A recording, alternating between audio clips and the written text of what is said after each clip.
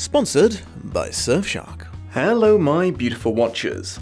People send me book suggestions pretty much every day, but between the paid Patreon to-do list and the limited number of videos I do each month, alas, almost all of them must go ignored. However, once in a very, very long time, someone will bring a book to my attention and I'll be instantly gripped with a depressing certainty that, now that I know it exists, I am going to have to cover it.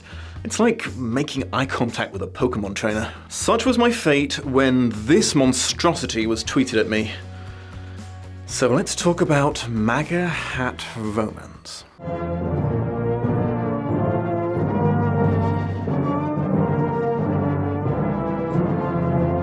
But first, a quick word about our sponsor. Has it ever taken your fancy to watch an entertaining program on a streaming service, only for it to transpire that said program is available in other countries but denied to you because distribution rights are archaic and foolish? And this may seem unrelated, but bear with me, are you sick of your every move on the internet being tracked by every jerk looking to make a quick buck selling your data? Surfshark is the solution to both of these issues. This handy-dandy VPN encrypts all of your incoming and outgoing data by passing it through one of its many servers located around the world, safekeeping your personal information and tricking most streaming platforms into thinking you're located in a country of your choosing, unlocking otherwise unavailable content. A single subscription allows you to run the program on an unlimited number of devices, and there's a version of the app for damn near every device known to man. It comes with a 30-day money-back guarantee, so you can try it risk-free, and if you go to surfshark.deal/Dominic Noble and use the code Dominic Noble, you get a ridiculous 83% off a 2-year plan plus 3 extra months for free. Again, that's surfshark.deal/Dominic Noble and the code Dominic Noble to raise a glorious middle finger to geoblocking and corporate data collecting.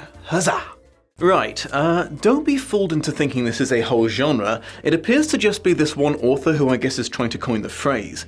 I don't know why she chose MAGA hat instead of just MAGA, but then again, very little about this book makes any sense. Before I begin, I would like to remind one and all that, despite my very sexy accent, I was born in North Carolina, go Tar Heels, and I currently reside in California, go wine country. But anyway, the point is, I have as much right to be exasperated by the red hat wearing buffoons as the next citizen. Ladies First, MAGA Hat Romance Book 1, not to be confused with Ladies First, short erotic stories for women and their lovers, appears to be the debut novel of Liberty Adams, a wife, mother, and devoted Trump lover who lives west of the Rockies and chooses to represent herself using clip art. It's available in paperback or free with Kindle Unlimited, which is one of the only reasons I was willing to touch it. It currently holds a 100% 1-star rating on Amazon out of 15 reviews. It's part of an anthology, though you have to go to Liberty's website to find the second in the series, because apparently there are some books so bad even Amazon won't sell them. The basic outline of the plot is a radical fourth-wave feminist crosses paths with a ripped, handsome, rich, hard-working Trump voter and,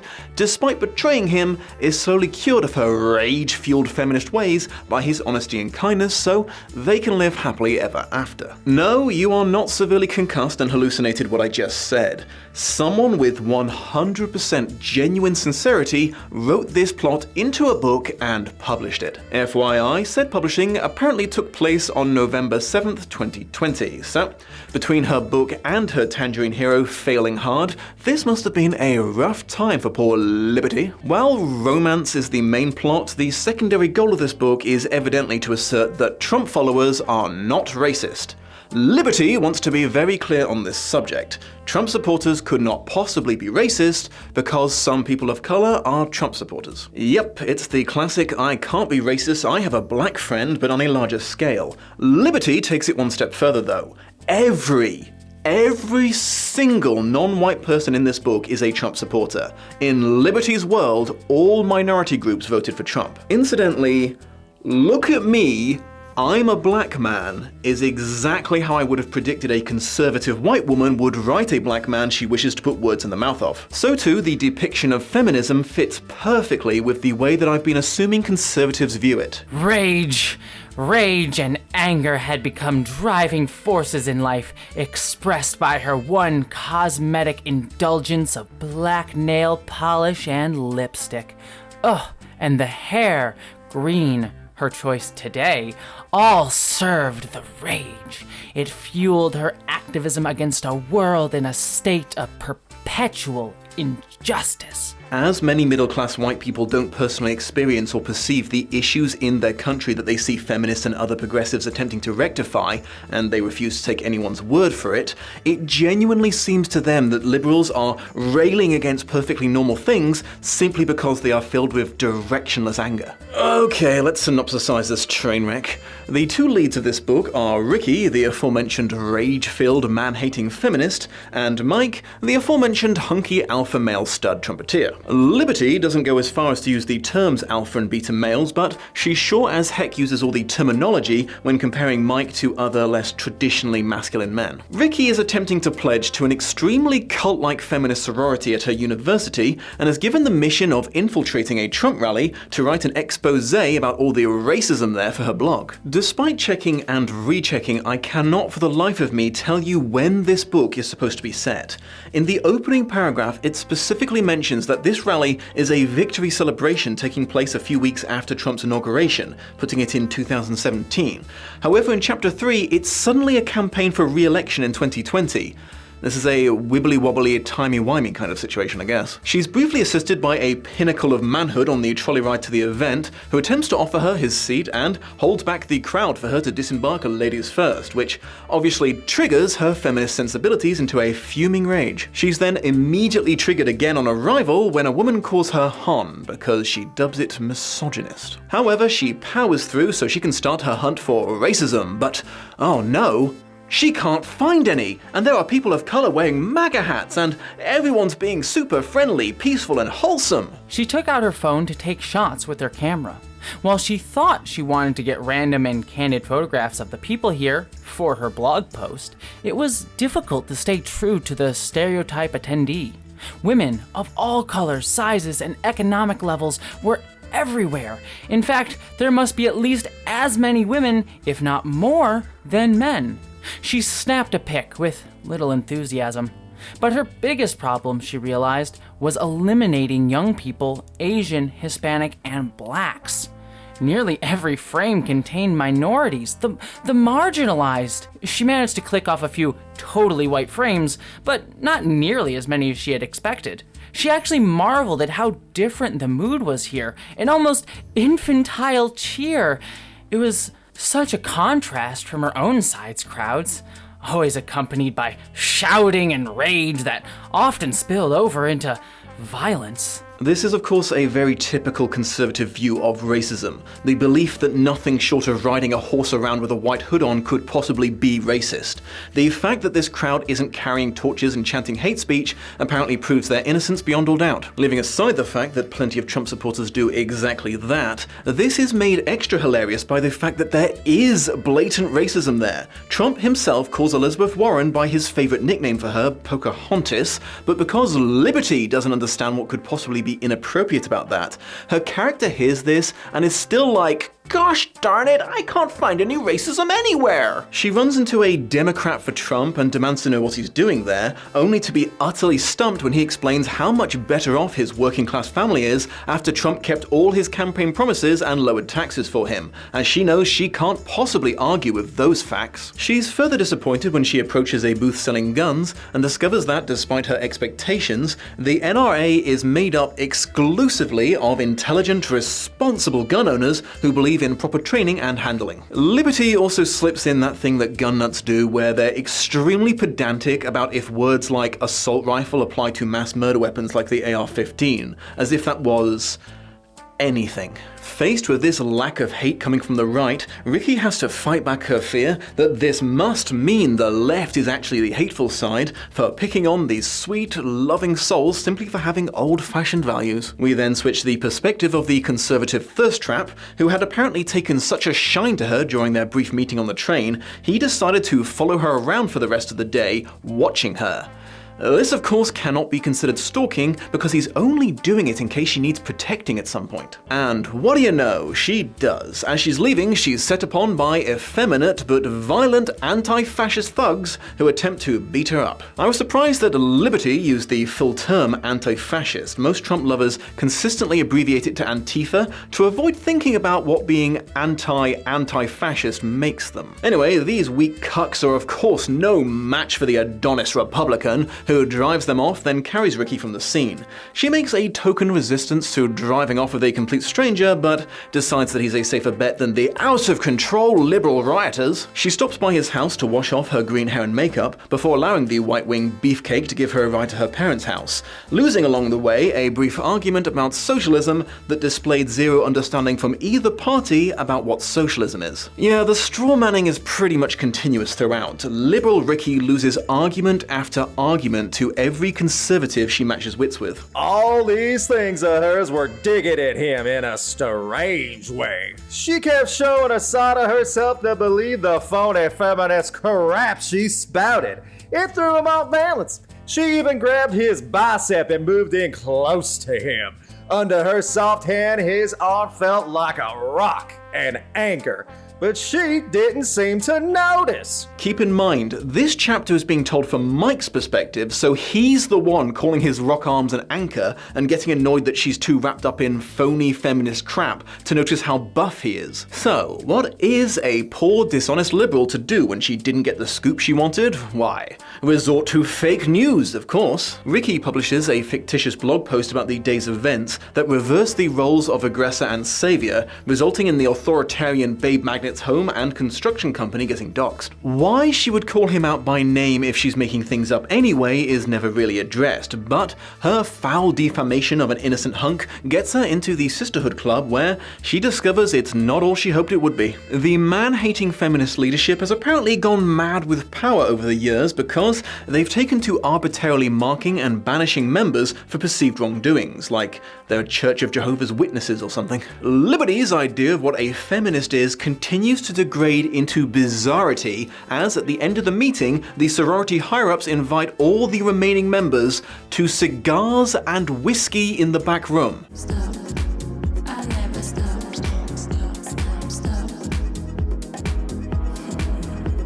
Seriously, did Liberty take a wrong turn looking for a feminist meeting to observe and end up in an aristocratic gentleman's club and not realize her mistake until it was too late? And how does super macho alpha male Mike deal with this betrayal, you ask?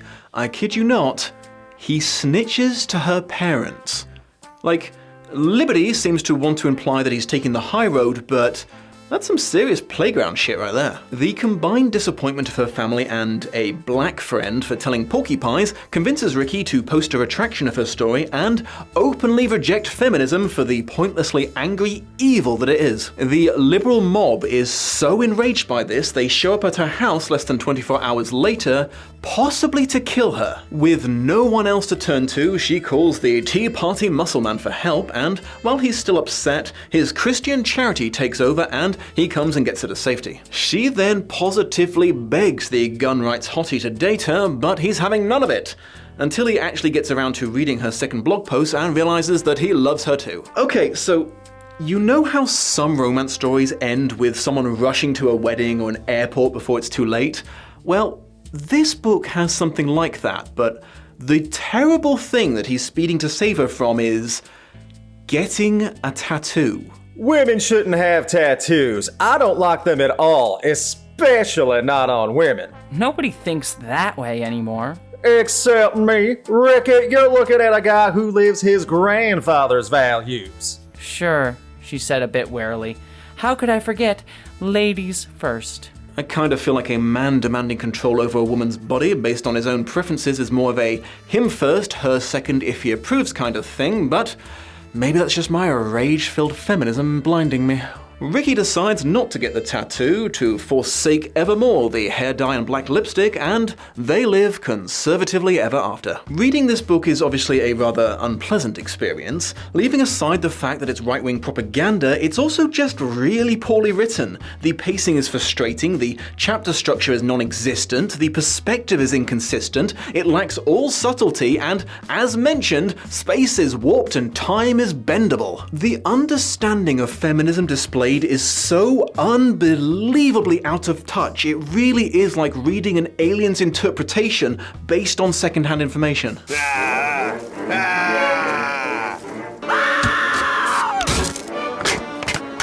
I will eat and digest you all with my system of mighty organs. Also, apparently we on the left refer to ourselves as woke folk, which is news to me, but intensely funny. Bit random, but at one point Ricky is surprised to see a MAGA hat wearing black man make the thumbs up gesture because she had been told it was a secret white supremacist symbol, and I'm not sure if this is something unique to this world, something I missed in real life, or if Liberty is somehow getting the thumbs up and okay symbols confused. Oh, and of course Ricky is majoring in gender studies at university. It's so weird seeing conservatives demonstrate again and again that they have no idea what that means. Interestingly, this book cannot seem to decide if cops are heroes or villains.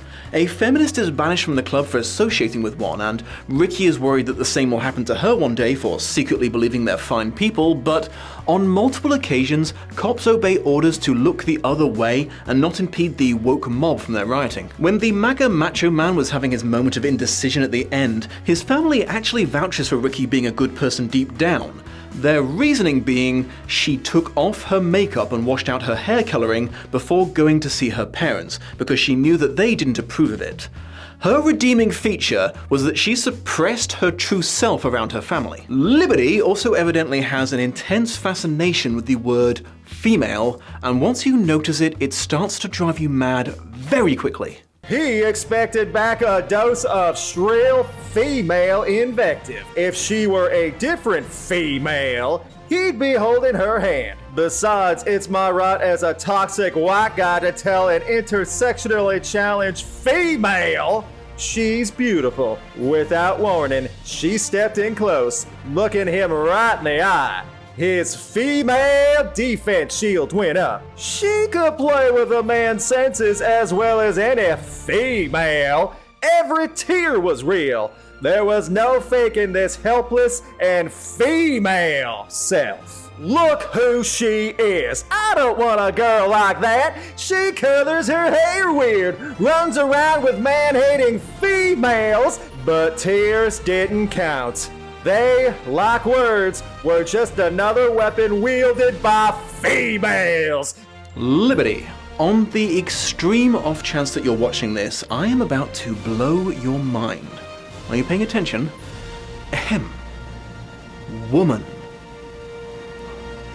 The only minuscule bright side to the experience is it could be kind of interesting if treated like a study of how the far right views the world. It showcases an intense, desperate need to believe that right-wing ideals are held by the majority, because if they're not, if most people think they're assholes, then, well, they might be. So any evidence that they're in the minority has to be fabricated. If it seems like they're outnumbered in any situation, it's only because they're the silent majority. This sense of denial is partly why, say, losing a big election seems impossible to them. They can't be in the minority, so the election had to have been interfered with. Before she's saved from, and I quote, the raving lunacy of what we call feminism today, Ricky makes a reference to Trump being a pussy-grabbing rapist, which perked my interest because I wondered if this claim was going to be refuted in some way as she was switching sides, but no, it's just ignored. Everything that reflects badly on Trump in any way is simply not true because it isn't. It's made not true by Liberty's power of belief. This also apparently applies to the many, many crimes that Trump was proven to be a part of and his double impeachment. They simply did not happen in Liberty's world. So I've been mocking this book throughout, but I want to readdress the racism aspect in a more serious manner because at the end of the day, that's really not a joke. Despite what Liberty seems to believe, open, self-aware hatred is not the be-all and end-all of racism. A racist can smile and be polite and truly see themselves as the hero of their own story because they genuinely believe they're not doing anything harmful, but there are so many ways to be a part of the problem that wouldn't necessarily show up at a rally. It can be debating the pros of a justice system that's demonstrously more punitive depending on the defendant's race. It can be voting for a clearly bigoted political candidate because you approve of their other policies and care about that more. It can be assuming that Black Lives Matter means only Black Lives Matter instead of Black Lives Matter too. It can be whitewashing a fictional character on the assumption that that will help them appeal to a wider audience, or it can be simply denying that there is a systemic problem in your country, impeding any sort of progress that could be made to fix it. And amongst thousands of other things, it can be writing a book in which you put words into the mouths of minority groups that you are not a part of to push your own political views. So yeah, obviously this book doesn't get a recommendation from me. Instead, please allow me to draw your attention to these titles by up-and-coming Black authors. They are much more worthy of your time and energy. Thank you for joining me, my beautiful watchers. If you've enjoyed yourself, might I request you throw a comment or like in the metaphorical tip jar. If you're new, consider subscribing so you don't miss future videos, and if you've already seen my entire back catalogue, consider checking out my Patreon page for exclusive content. Take care of yourselves.